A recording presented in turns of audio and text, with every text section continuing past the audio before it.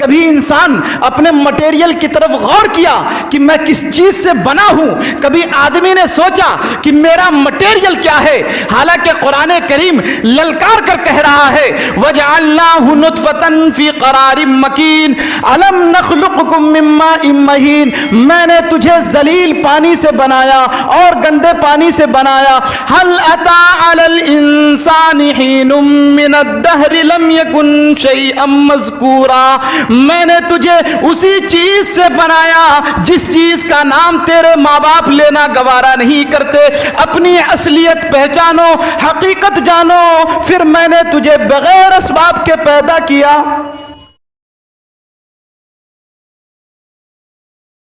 بسم اللہ الرحمن الرحیم. نحمده ونستعینه ونستغفره ونؤمن به ونتوکل علیہ ونعوذ باللہ من شرور انفسنا ومن سیئات اعمالنا من يهده الله فلا مضل له ومن يضلله فلا هادي له ونشهد أن لا إله إلا الله وحده لا شريك له ونشهد أن سيدنا ومولانا محمدًا عبده ورسوله صلى الله عليه وسلم. أما بعد فأعوذ بالله من الشيطان الرجيم. بسم الله الرحمن الرحيم. لقد خلقنا الإنسان في أحسن تقويم.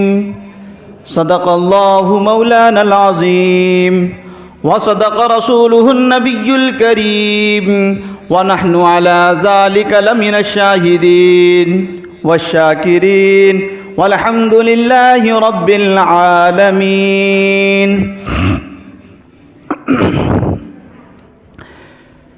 میرے محترم بزرگوں اور دوستوں، اللہ پاک کا بہت بڑا کرم ہے، احسان ہے، فضل ہے کہ اس نے ہمیں اور آپ کو پھر اپنے گھر میں آنے کی توفیق عطا فرمائی.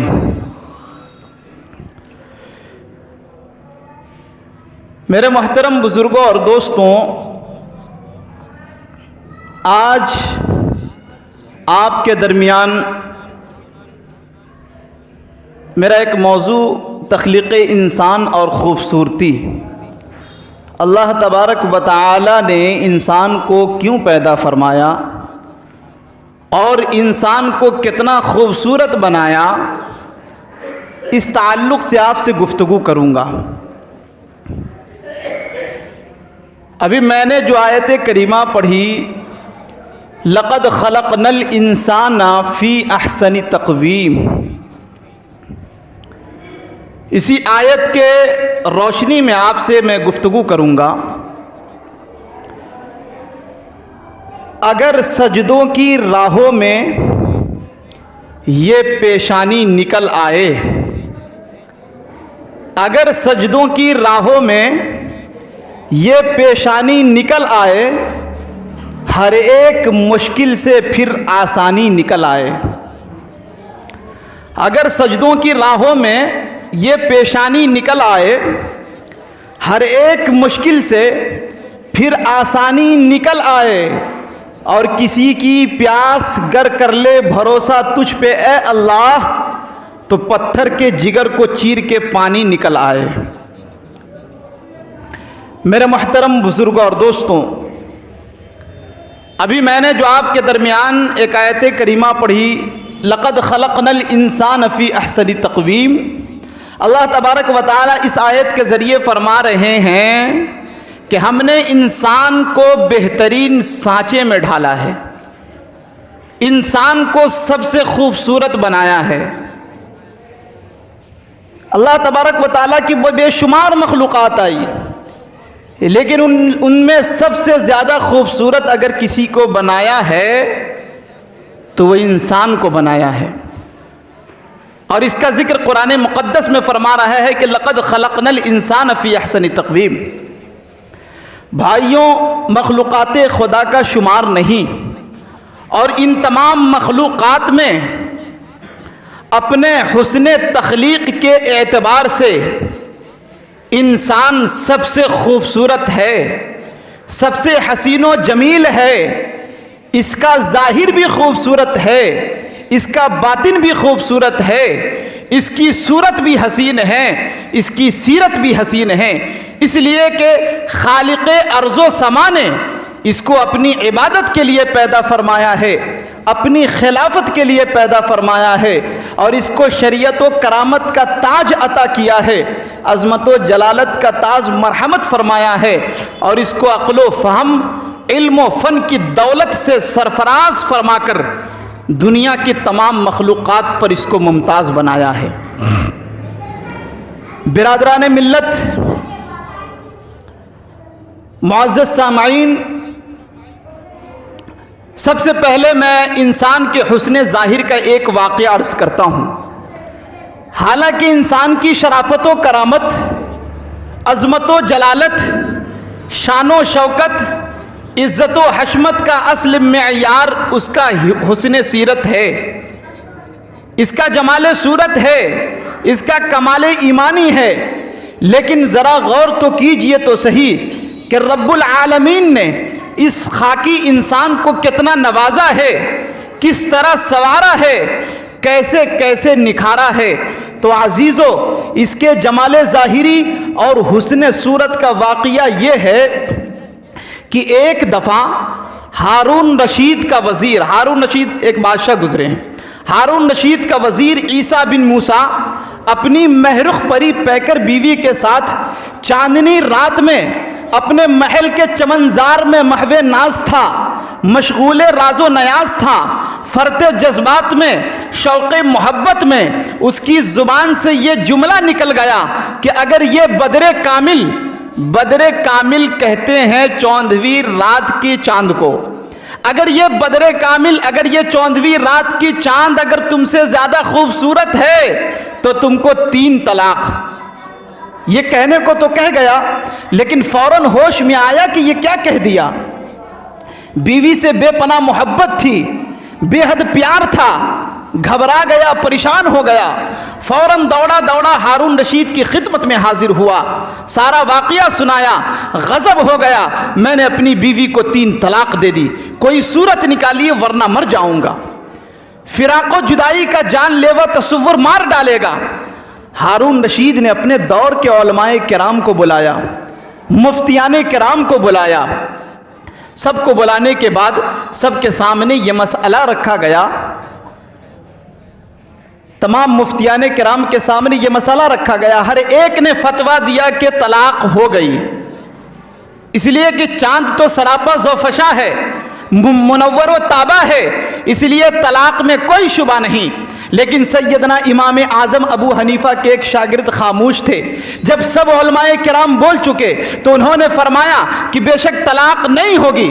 سب کے سب چونک اٹھے، کیونکہ معمولی بات نہ تھی، تمام علماء کرام، مفتیان کرام کی مخالفت ہو رہی تھی، سب نے بیک زبان ہو کر پوچھا کہ کس دلیل کی روشنی میں یہ دعویٰ کر رہے ہو؟ تو معلوم ہے انہوں نے کیا دلیل قائم کی، انہوں نے یہی آیت کریمہ پڑھا، لَقَدْ خَلَقْنَا الْإِنسَانَ فِي أَحْسَنِ تَقْوِيمٍ۔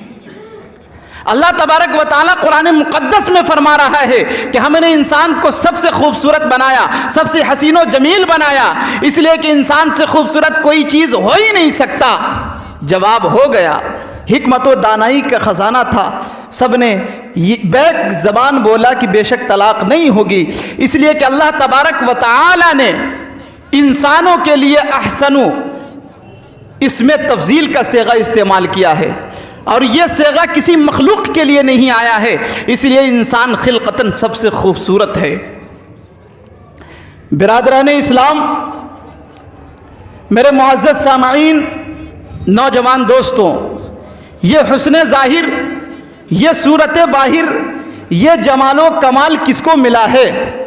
آپ نے غور کیا؟ آپ کو ملا ہے، ہم کو ملا ہے، انسان خاکی کو ملا ہے، ظلوم و جہول کو ملا ہے، جزوع و منو کو ملا ہے، یہ وہی تو ہے جو ایک بے جان لوتھڑا تھا، یہ وہی تو ہے جو ایک حقیر پانی سے وجود میں آیا، یہ وہی تو ہے جو ایک ناپاک لوتھڑا تھا مگر اس ذات کریمی نے اس کو نواز دیا، سوار دیا اور جس صورت میں چاہا ڈھال دیا۔ لیکن یہی حقیر و عاجز انسان ان انعامات کے بعد اپنے خالق و مالک سے بغاوت کرتا ہے، اس کے احسانات کو فراموش کر دیتا ہے اور طاعت و بندگی کی راہ چھوڑ کر کفر و شرک، عصیان و طغیان کی راہ پر چلنے لگتا ہے۔ کبھی اپنے آپ کو انا ربکم الاعلی کہتا ہے، کبھی شیطان کو انا ربکم الاعلی کہتا ہے، کبھی اصنام و اوثان کو اپنا معبود بناتا ہے، کبھی شیطان کی پیروی کرتا ہے اور یہ بات بھول جاتا ہے کہ اس کو بنانے والے نے، اس کو سنوارنے والے نے اس کو اپنی اطاعت و بندگی کے لیے پیدا کیا ہے۔ اس کی شرافت و کرامت کا راز، اس کی عظمت و شوکت کا راز اس کی تابع داری میں ہے، اس کی فرما برداری اور عبادت گزاری میں ہے، اور وہ اپنی فطرت و طبیعت پر قائم رہتا ہے۔ وما خلقت الجن والانس الا لیعبدون کہ عملی تفسیر بنا رہتا ہے تو پھر وہ اشرف المخلوقات ہے، افضل الخلائق ہے، اجمل الخلائق ہے، ورنہ اس کا حسن ظاہری، اس کا جمال صورت اس کو عذاب خدا سے نہ بچا سکے گا۔ اللہ تبارک و تعالی انسان کو اس کی خود فریبی سے آگاہ کرتا ہے اور احسان خداوندی کو یاد دلاتا ہے، اور قرآن میں للکار کر کہہ رہا ہے یا ایھا الانسان ما غرک بربک الکریم الذی خلقک فسواک فعدلک فی ای صورت ما شاء رکبک۔ اے انسان، کس چیز نے تم کو تمہارے مہربان رب سے دھوکے میں ڈال رکھا ہے؟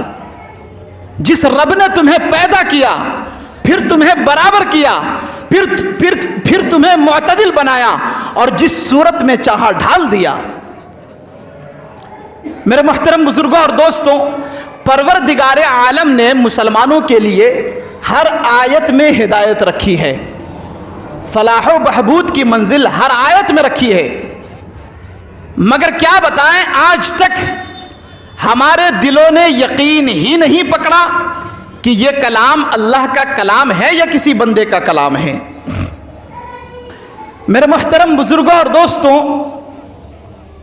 قرآن کے ہر پارے میں، ہر آیت میں اللہ رب العزت نے انسان کو اس کی ذات و صفات واضح انداز میں سمجھایا، اور کمال ہے کہ مخلوق اپنے خالق کو بھی نہیں پہچانتی، اسے کس طرح سمجھایا جائے۔ آپ بالکل ابتدا کی طرف آئیے، ہر چیز مٹیریل کے اعتبار سے تیار ہوتی ہے، ساری دنیا کہتی آئی ہے کہ جیسا مٹیریل ہوگا ویسا مال تیار ہوگا، ساری دنیا کہتی آئی ہے کہ گڑ ڈالو گے تو گڑ کا مزہ آئے گا، شکر ڈالو گے تو شکر کا مزہ آئے گا، یعنی جیسا مٹیریل ہوگا ویسا مال تیار ہوگا۔ لیکن کبھی انسان اپنے مٹیریل کی طرف غور کیا کہ میں کس چیز سے بنا ہوں؟ کبھی آدمی نے سوچا کہ میرا مٹیریل کیا ہے؟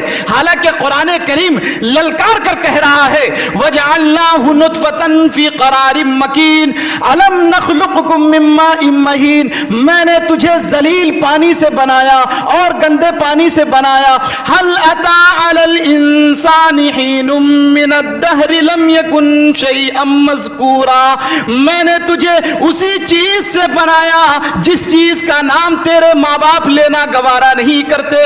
اپنی اصلیت پہچانو، حقیقت جانو، پھر میں نے تجھے بغیر اسباب کے پیدا کیا۔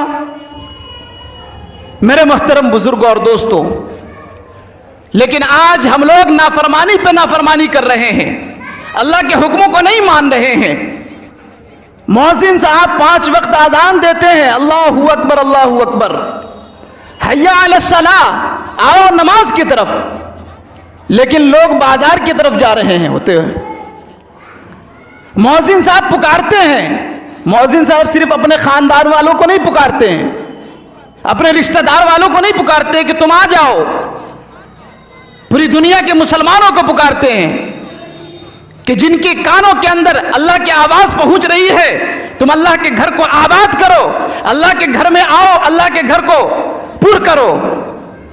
लोग अपने पेट को भरपूर, अपने पेट की खिदमत करते हैं, अपने पेट को भरते हैं, जितनी जिद्दोजहद होती है लोग करते हैं, जहां तक भागना होता है लोग भागते हैं, लेकिन अल्लाह के घर को कौन भरेगा?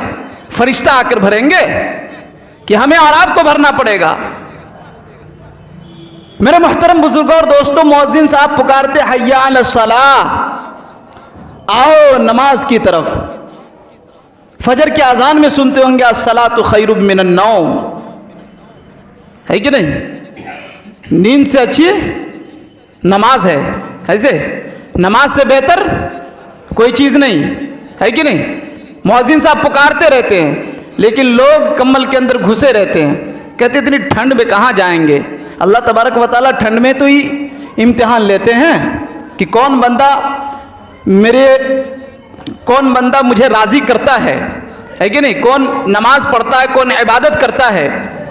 और जो ठंड के मौसम में इबादत कर लिया, अल्लाह उसके सारे गुनाह को माफ़ कर देते हैं।